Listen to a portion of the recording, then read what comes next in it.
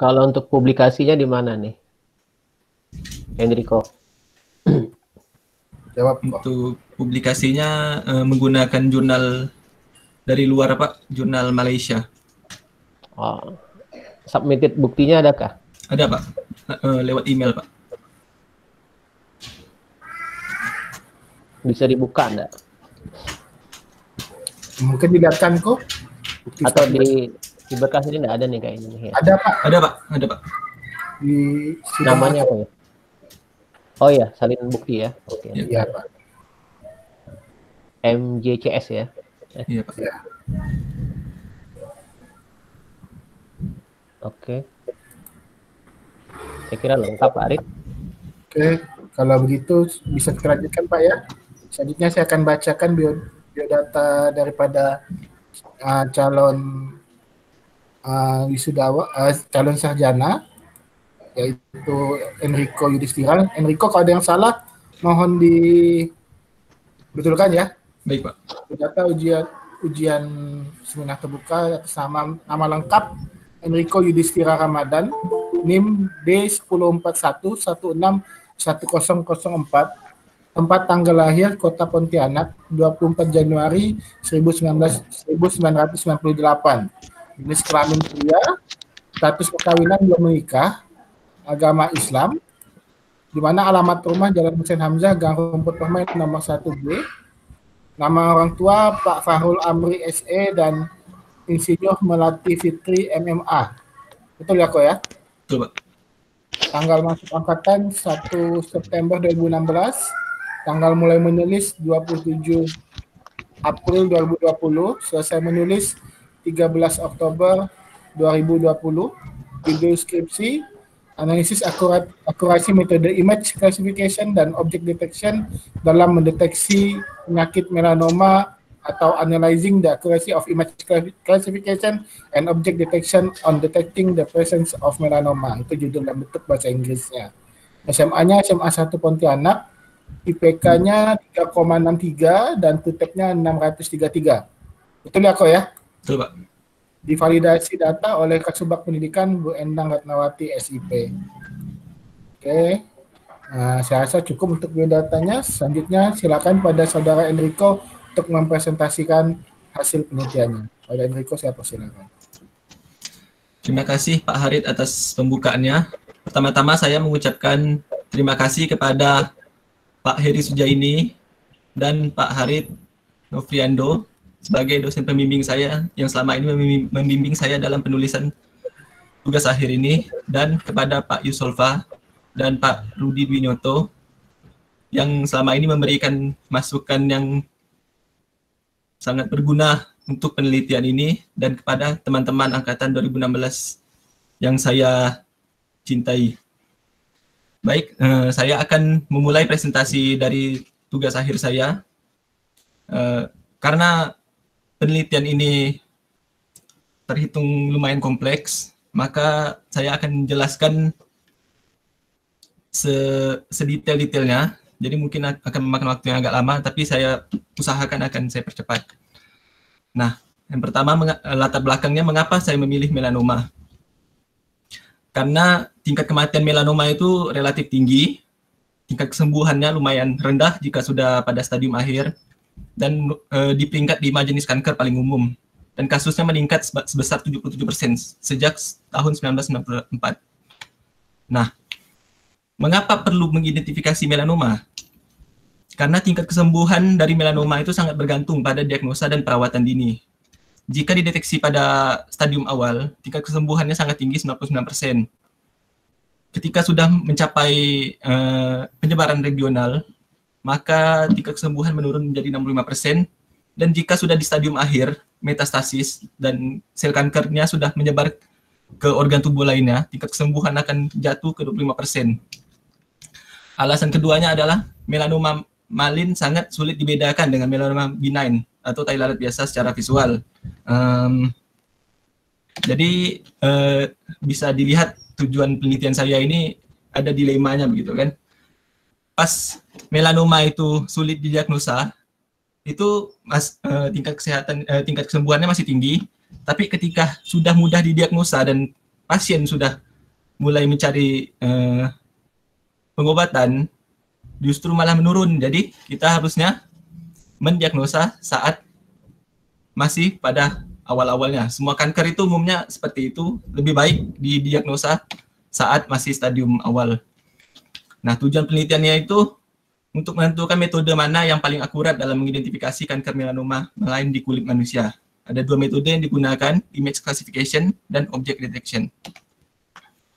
Berikut adalah metodologi penelitiannya. Pengumpulan datanya saya menggunakan International Skin Imaging Collaboration. Ini organisasi yang mengumpulkan data-data penyakit melanoma dan untuk tujuan dibangunnya sebuah model prediksi yang nantinya akan berguna untuk menurunkan, tujuan dari organisasi ini adalah untuk menurunkan kematian dari kanker melanoma.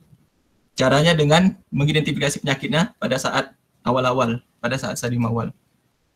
Preprocessing menggunakan IBM Cloud, itu untuk menggambar bounding box-nya. Feature extraction dilakukan oleh Apple Core ML.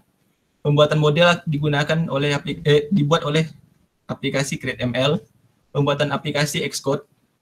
Dan evaluasinya untuk menentukan metode mana yang paling akurat. Dan dari situ akan ditarik kesimpulan. Nah, pengumpulan datanya ini saya menggunakan 600 gambar, di mana dibagi menjadi 300 gambar positif melanoma dan 300 negatif melanoma. Dari situ dibagi lagi untuk menjadi training data, validation data, dan testing data. Nah, ini adalah proses pre-processingnya. Hanya untuk metode object detection. Akan digambar bounding box di mana objek melanoma itu berada. Nah, di sini adalah inti dari klasifikasi ini. Saya akan jelaskan secara detail bagaimana. Nah, pertama kita harus tahu dulu gimana mesin itu belajar. Pertama ada dataset yang punya label positif dan negatif. Kemudian mesin akan melihat dataset tersebut. Dan karena dataset ini ada labelnya, mesin akan mengidentifikasi pola-pola tertentu yang ada di gambar positif tetapi tidak ada di gambar negatif dan sebaliknya juga. Nah, pada saat klasifikasi diberikan gambar yang tidak memiliki label dan berdasarkan pengalaman dari mesin itu pada saat training akan diklasifikasikan gambar yang tidak berlabel ini, apakah itu positif atau negatif. Beginilah simpelnya machine learning itu. Nah, kita pertama masuk ke image classification dulu. Algoritma yang digunakan itu generalized linear regression. Nah, untuk menjelaskannya, saya pakai data yang lebih mudah untuk dicerna dulu. Misalnya, kita memiliki data ini. Ini ada umur. Ini adalah binary, mengidap kanker, iya atau tidak. 0, tidak, dan 1 itu iya, mengidap kanker. Nah, jika disajikan dengan data ini, apa kesimpulan yang bisa ditarik dari data ini? Maka akan dipetakan ke dalam diagram Cartesius dan dipetakan juga umurnya dari skala 0 ke 100 dan positif dan negatif. Jika dipetakan, maka akan kelihatan bisa ditarik kesimpulan dari tabel ini, yaitu semakin tua seseorang, semakin mungkin seseorang itu mengidap kanker. Nah, inilah mengapa generalized linear regression ini disebut linear. Karena garis prediksinya itu berbentuk linear sesuai dengan data yang dipelajarinya. Seperti ini, regression itu simpelnya bekerja. Nah, bagaimana dengan gambar? Nah, kalau manusia itu melihat gambar itu lebih secara karakteristiknya. Misalnya kita ngelihat gambar kedua gambar ini kan kita bisa narik kesimpulan lah kan. Negatif itu lebih bulat bentuknya, positif itu tidak beraturan. Nah, mesin itu juga sama melihatnya, tapi mereka itu melihat gambar lebih abstrak menggunakan fitur map. Fitur map itu array-array yang memetakan pixel-pixel gambar ini. Nah, saya sebagai catatan dulu, ini hanya gambaran array ini, tabel ini.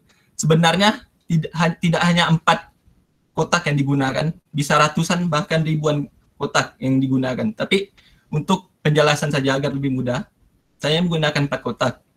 Nah, bisa ditarik kesimpulan di sini, mesin melihat kalau 0111 itu positif dan negatif itu 001. Nah, seperti inilah fitur extraction-nya. Ini masih permisalan. Nanti saya akan jelaskan lebih lanjut lagi mengapa saya banyak menggunakan kata permisalan dalam penjelasan ini. Nah, maka seperti yang tadi juga akan dipetakan fitur-fitur gambar itu seperti yang ini, array ini akan dibentuk sebagai array dan akan dipetakan juga negatifnya di mana, positifnya di mana. Nah, misalnya semakin banyak satu itu semakin positif kata mesinnya pas proses training tadi. Maka akan digambarkan garis linear ini, garis prediktif. Kalau kita pakai perandaian yang pertama tadi, yang ininya sama positif negatif, cuma metriknya ini umur. Nah, di sini mesinnya sendiri yang menciptakan metrik tersebut, yang dia mencari perbedaan antara gambar positif dan gambar negatif dan akan dijadikan metrik perbandingan. Nah, bagaimana ketika gambar baru masuk? Nah, ketika gambar baru masuk, prosesnya sama, akan diubah menjadi fitur map dan akan diletakkan ke diagram Cartesius ini. Akan dibandingkan dengan pengalaman yang mesin itu miliki pada saat training. Nah, kalau kita letakkan satu ini di mana? Lebih ke ujung sini, maka prediksi mesin gambar tersebut positif 80%. Seperti inilah klasifikasi gambar menggunakan image classification itu bekerja. Nah, bisa terkecoh juga, misalnya ada gambar yang masuk, fiturnya itu seperti fitur positif, tapi diidentifikasi negatif. Nah, akan mengecohkan garis prediksi mesin, dan inilah yang membuat model itu bisa mengklasifikasikan gambar itu false negatif atau false positif. Akan dibahas lebih lanjut. Nah, ilustrasinya saya hanya menggunakan 4 array gitu. Tetapi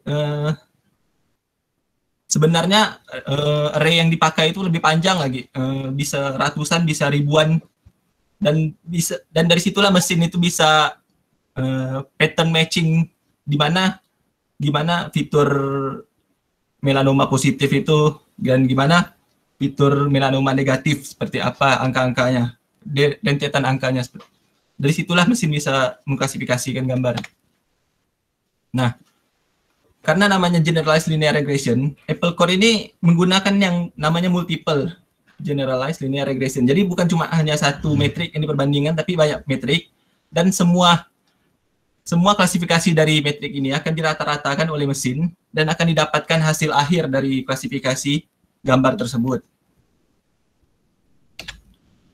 Nah, untuk object detection, ini menggunakan deep learning, convolutional neural network, dengan arsitektur YOLO versi 2. Nah, untuk menjelaskan ini, saya juga akan menggunakan perandaian, tapi ini lebih sangat mirip dengan namanya, diambil di neural network. Saya akan mengambil contoh bagaimana manusia itu mengingat suatu objek.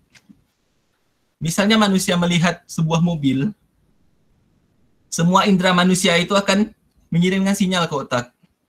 Yang pertama diingat itu biasanya warna. Nah, warna itu akan diingat oleh manusia, akan dibentuk sebuah neuron warna yang dilihat oleh mata. Nah, dan manusia itu biasanya melihat tidak seluruhnya dulu. Biasanya ada yang bagian yang paling menarik itu dilihat terlebih dahulu, rodanya, dan bannya juga, dan atapnya, dan suaranya, dan akan terbentuklah sebuah memori dari koneksi-koneksi neuron ini. Nah, berikutnya seseorang yang lain bertanya, apakah Anda ada melihat mobil?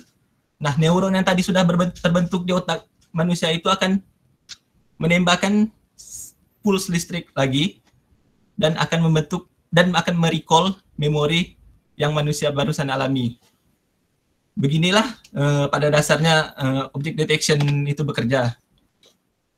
Gambarnya itu dikonvolusi terlebih dahulu, dipecahkan, dan ini cuma 4 sebagai gambaran saja. Sebenarnya pada saat konvolusi itu bisa lebih banyak lagi dipecahkannya, dipecah menjadi misalnya 800 kali 800 pecahan, bisa lebih banyak lagi. Tapi ini hanya untuk penggambaran saja.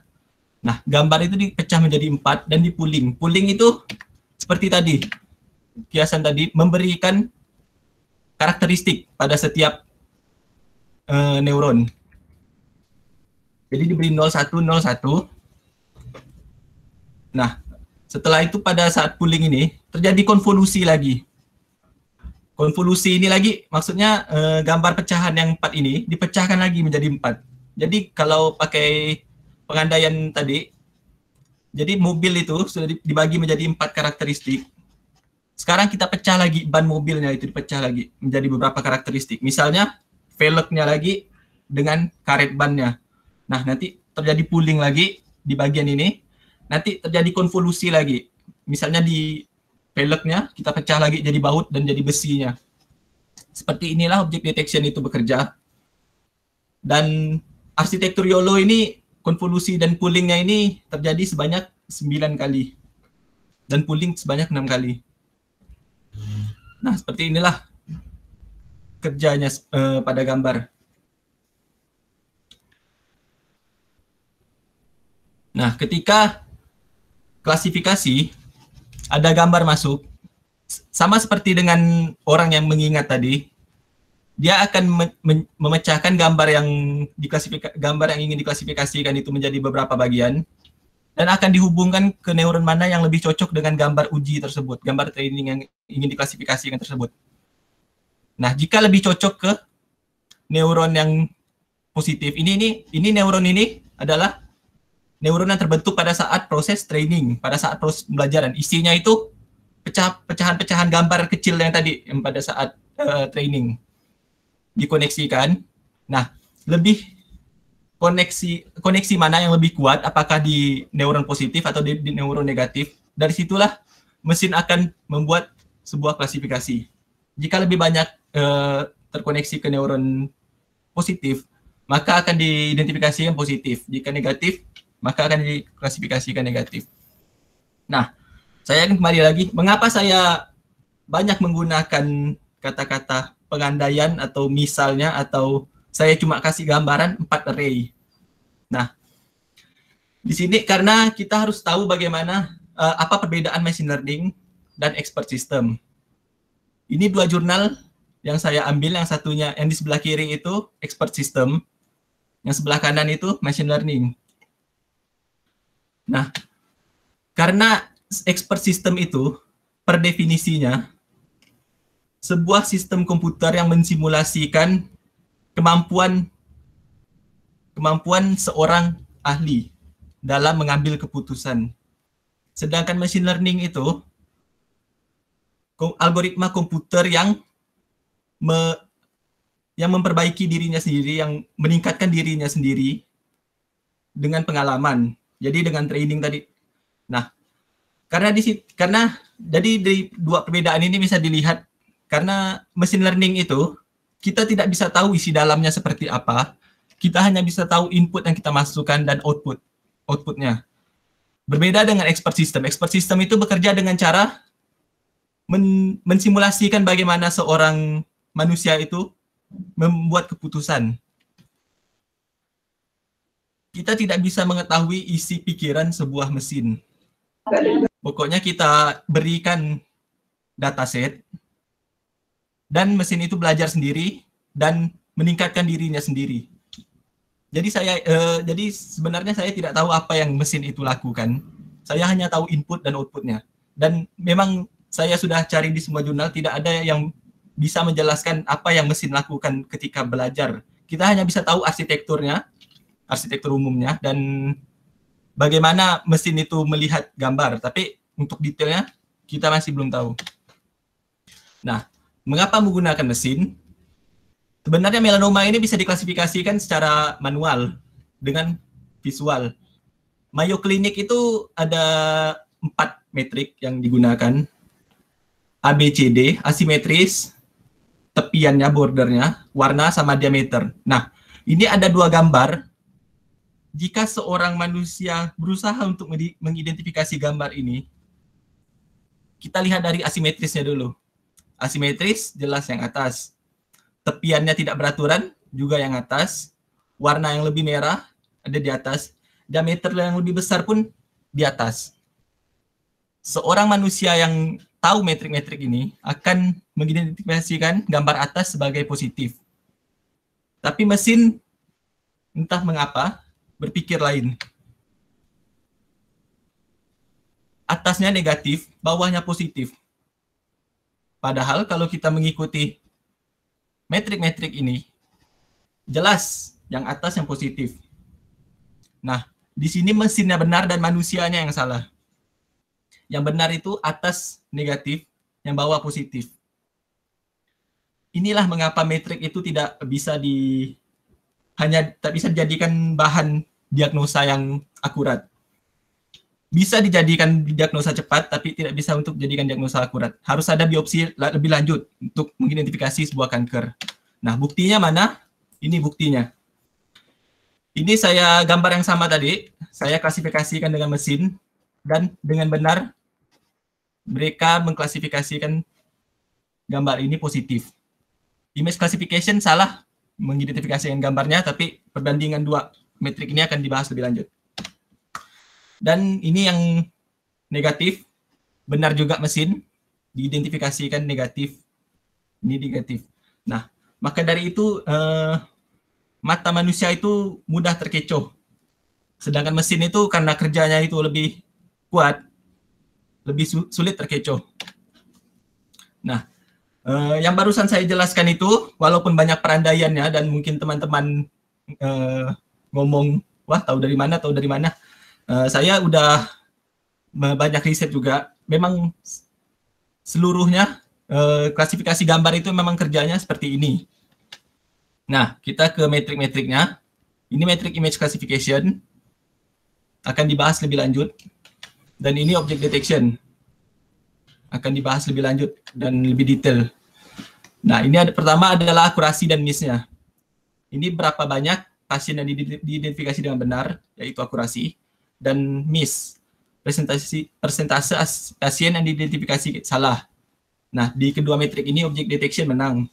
70% dengan miss yang 30%. Nah, sensitivity dan specificity ini lebih ke ketepatan akurasi masing-masing kelasnya, negatif dan positif. Nah, di sini sensitivitas object detection itu tinggi 75%, tapi specificity-nya lebih tinggi image classification di 80%. Sensitivity itu kemampuan model dalam mendiagnosa pasien yang positif. Jadi seberapa baik model tersebut bisa mengidentifikasi pasien yang sakit. Sedangkan specificity itu seberapa bagus model dalam mengidentifikasi pasien yang sehat. Itu beda. Berarti dari sini kita bisa tarik kesimpulan, object detection itu lebih baik dalam mengidentifikasi pasien yang sakit, sedangkan image classification itu lebih baik dalam mengidentifikasi pasien yang sehat. Nah, ini yang paling penting, false positive rate dan false negative rate. Seberapa banyak mesin melakukan kesalahan false positif dan false negatif. Akan dijelaskan lebih lanjut di slide berikutnya. Di sini false positive rate image classification lebih tinggi, lebih rendah 20%, lebih bagus. Namun object detection memiliki false negative rate yang lebih rendah. Jadi terbagi 2 ini. Tapi akan dijelaskan lebih lanjut mengapa angka 43% ini sangat fatal. Nah, positive likelihood ratio dan negative likelihood ratio ini nilai keyakinan. Seberapa yakin model itu, jika dia mengeluarkan diagnosa positif, seberapa yakin model itu kalau orang itu benar-benar positif, dan seberapa yakin model itu kalau mengeluarkan diagnosa negatif, orang itu tuh benar-benar sehat. Di sini positive likelihood ratio-nya lebih tinggi di image classification, namun negative likelihood ratio-nya lebih rendah di object detection. Positive likelihood ratio makin tinggi makin bagus, dan negative likelihood ratio makin rendah makin bagus. Ini adalah hasil perbandingan metrik kedua model. Lebih tinggi object detection di 7 metrik, di image classification hanya 5. Dari situ kita bisa menarik kesimpulan lebih bagus object detection. Nah, mari kita kembali lagi ke false negatif dan false positif. Apa itu false negatif? False negatif itu ketika seseorang yang sebenarnya sakit didiagnosa sehat oleh sebuah mesin. False positif itu ketika seseorang itu sehat tetapi didiagnosa sakit oleh sebuah mesin. Dari sini mungkin sudah bisa ditentukan mana yang lebih parah, yang lebih fatal. Akan saya jelaskan. False negative rate dari image classification itu 43%. Artinya, jika 100 orang yang sakit menggunakan model diagnosa image classification, 100 orang yang sakit, 43 orang tersebut akan diidentifikasi positif oleh model. 100 orang yang sakit didiagnosa oleh model, 43 orang akan didiagnosa sehat oleh model tersebut.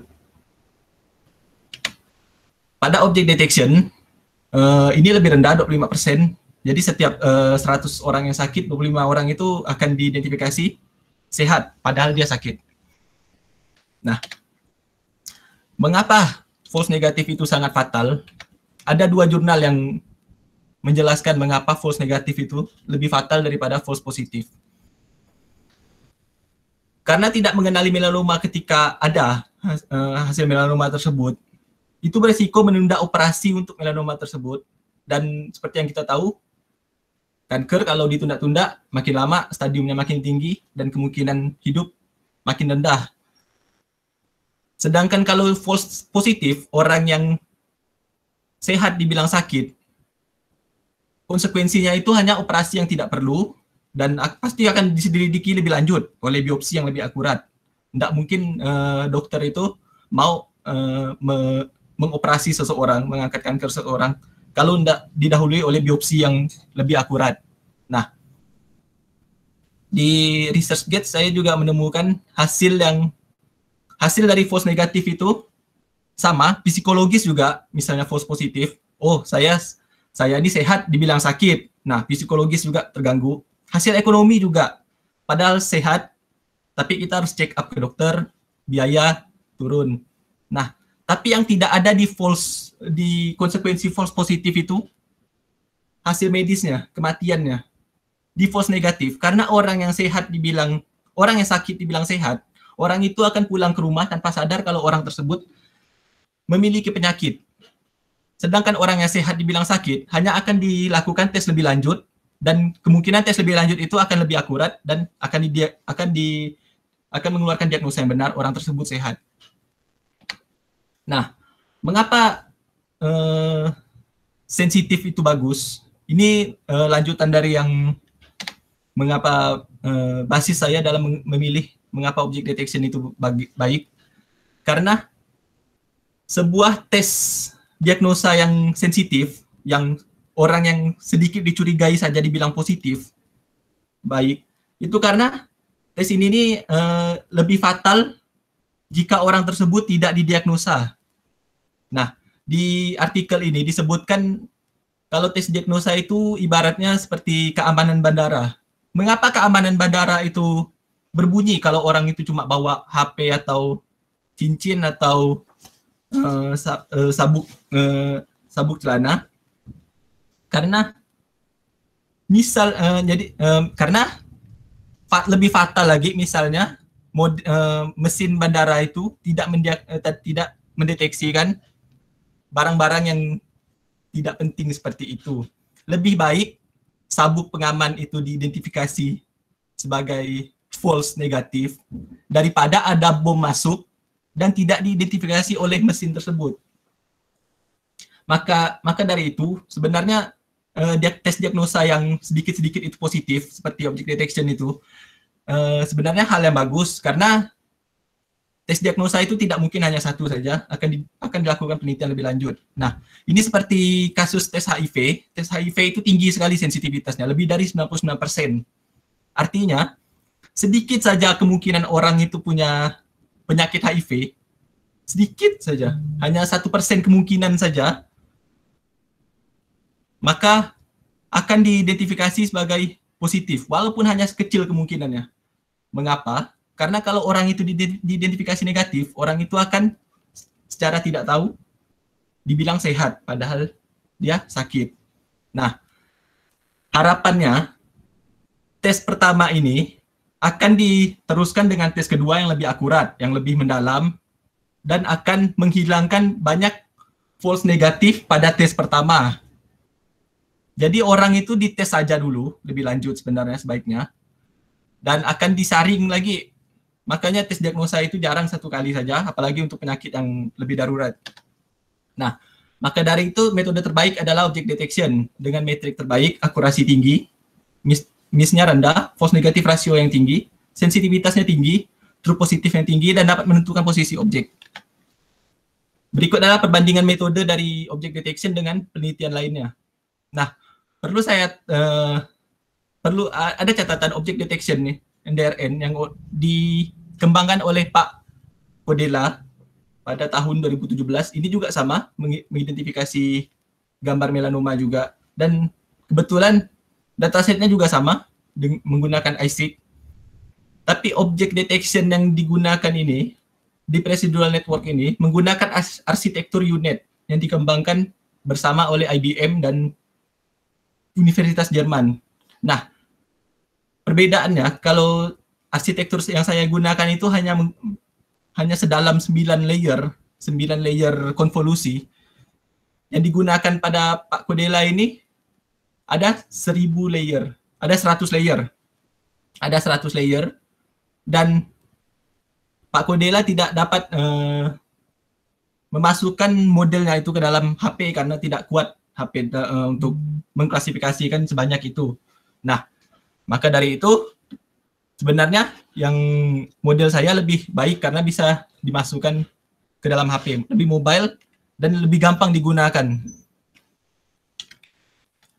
Biopsi keseluruhan masih menang dalam akurasi, jelas karena itu operasi ya, diangkat selnya dan diidentifikasi apakah ada sel kanker di dalamnya.